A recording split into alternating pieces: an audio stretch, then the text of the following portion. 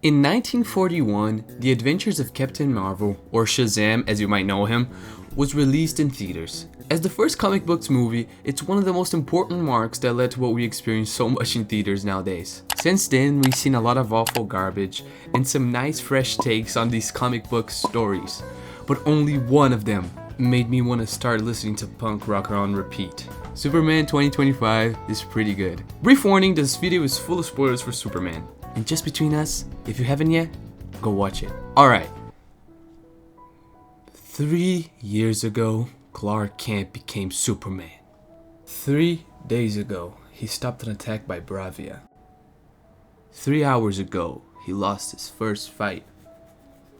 3 seconds ago, I farted. This movie starts out with some pretty nice opening credits focused on the number 3, explaining how the whole story got to where it is now. In some ways, it feels like being dropped into season 2, episode 7 of a TV series, but it's a nice way to save time from all the shenanigans we already are used to, like, Clark fell from space, and, he hit the shack. We see him falling from the sky in Antarctica.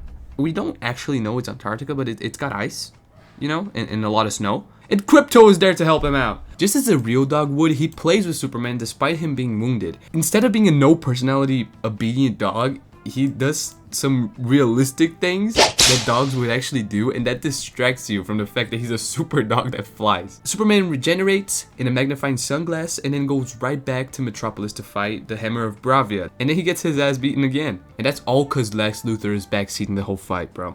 As he's in the ground, a local street food seller helps him up. And big man, alright? Big man. They didn't reveal that the Hammer of Bravia is actually Ultraman, which is kind of a new character in the movie, but it's not, because it exists in the comics. And if you know it exists in the comics, there's no plot twist. But if you haven't actually read the comics, it's kind of like, what is this? Who is this guy? And quick question, how did Superman not notice who was under the suit if he has X-ray vision, right? Right? Isn't that something he uses? We then get thrown into Clark's daily life at Daily Planet, and we see the biggest star of the movie. Look, I'll be honest, I don't have any idea if Jamie is this much of a ladies' man in the comics, but it's pretty funny that it's one of the most important plot points of the movie. And then there's also Lois Lane. Aww. Lois plays such a big role in this movie. It's very refreshing to see that like almost every side character has a big role, and there's a lot of them. Just to list a few, Guy Gardner is a fucking clown, Mr. Terrific is a badass, and Hawk Girl is basically both. In the scene where she kills the old Bravia president, or whatever the fuck, dictator, it was pretty hype. The Justice Gang is very entertaining, and like it just leaves me wanting more. I need more of them. But it makes sense they weren't everywhere. The movie was already full of content. More characters would just make things more confusing. There's Metamorpho, just a nice guy who loves his son. Cute. Cat, Grant, Eve, Papa Kent, Mama Kent, Bradley Cooper for some reason. Did you know that there is a 12-minute talking scene in this movie? Because I didn't, and I watched it. It's so dynamic, you don't even feel time passing. And remember the number 3? It turns out Clark and Lois started dating 3 months ago. And Clark doesn't like being called super shit.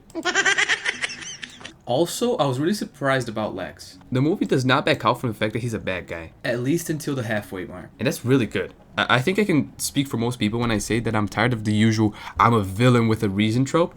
It's getting old, really old. And the scene that encapsulates that Lex is a bad guy is when he kills Falafel Man. He kills Falafel Man! God damn it, that was the hardest villain shit he did. And he did all of that just because he smiled at Superman one time. How down bad must you be, bro? I wish more movies would have like Russian roulette scenes where the gun actually goes off. It basically never happens. But as much as I've been glazing it, the movie gives up on this really quickly. After he kills Falafel Bro, he kind of just gets angry all the time. He doesn't do any more villainous shenanigans, but bro, rest in peace, Falafel Man. I love you, man. I love you. And don't get me wrong, Lex still tries to blow up the entire city, but it doesn't have the same impact as this Russian roulette scene. I remember watching Batman vs Superman, and if you switch their places, if you put Superman inside of Batman's suit and you put Batman in Superman's, you'd probably see no difference at all. I feel like they really didn't get what Superman actually is. Or maybe they did get it, but they got it wrong. They got it from the wrong timeline, bro. I feel like when they did that movie, they were on, depressants. And when they did this one, they were on sugarcane, bro. This is fun. This is actual hope. Because as the story progresses in this movie, we start to understand Superman. He wants to be loved. He wants to love and he wants to protect. He's always full of hope. He's always positive. David Cornsweet's performance reflects that to the fullest. His drive to keep moving forward is this unwavering pillar of heroism, and honestly, sorry for the deep glazing, but I love that. Especially in the times we're living today, to see the impact this movie has had on little kids and the whole audience in general is awesome. It's not a surprise that people adopt personalities from their favorite TV shows and movies. And to think that there may be a ton of people that change for the better because of this movie is so sweet. You can see it in the actions of Superman that he just wants to protect people. He saves squirrels for Christ's sakes. When we see Superman in Man of Steel, he's portrayed as a god among mortals, like an idolized being that farms aura whenever he gets the chance. And in contrast, we have this Superman that takes his time to save squirrels, protect humanity, and most of all, he never loses hope. Throughout the whole movie, he's put in dire situations and insane hardships, but he's always on his feet and smiling whenever he gets the chance. It's awesome. The movie really shines in its dramatic moments as well. The scene of Clark talking with his dad is beautiful. It defines the whole movie. It tells you that it's not about who you are, but what you do. And I really wish we got to see more of that. But other dramatic scenes are kind of undermined by a few jokes. Two specifically. I feel like some moments could have benefited from a bit of time to let them sink in. One big example is when Clark finds out that the message of his parents left for him were altered. That they actually wanted him to make a super harem. As his world is crumbling, the movie quickly bounces back to quick quips from the Justice Gang. Also, in the end, Lex is defeated in an emotional scene that gets cut by a joke, where Krypto plays around with his body. This could have been a much more impactful ending without this scene. Altogether, the whole Lex performance is really good. I really wish we got to see more of that villainous side to him, where he does actual despicable shit. But I get what the movie was aiming for. It didn't want to stand out too much, it followed a straight line for success, and it delivered where it wanted to. I still like his defeat, I just feel like that one joke shouldn't be there. Other than that, the humor in the movie is pretty funny. I laughed a lot. There was a scene where Ultraman punches Krypto in the first cut of the movie. It was cut out due to test screenings and it not getting a good reception with the viewers. But I can kind of guess where it happened. I don't have images to show this, but during the last Ultraman fight, Krypto gets him off of Superman, and there's this weird transition where Krypto is kind of knocked out in the back, and I'm like 76% sure that's where the punch was, and I wish it was there. Cause look, Ultraman is evil. Why would you cut something that's obviously evil? I get it. He has the protagonist's face, but I feel like that wasn't such a controversial shot. It's just a punch to a dog that doesn't even exist, you know? It would have been cool. I would have hated Ultraman even more, and his death would have meant something. You know, I would have been like, yeah, fuck that guy. Die. You punch my little doggy, bro. But it is what it is.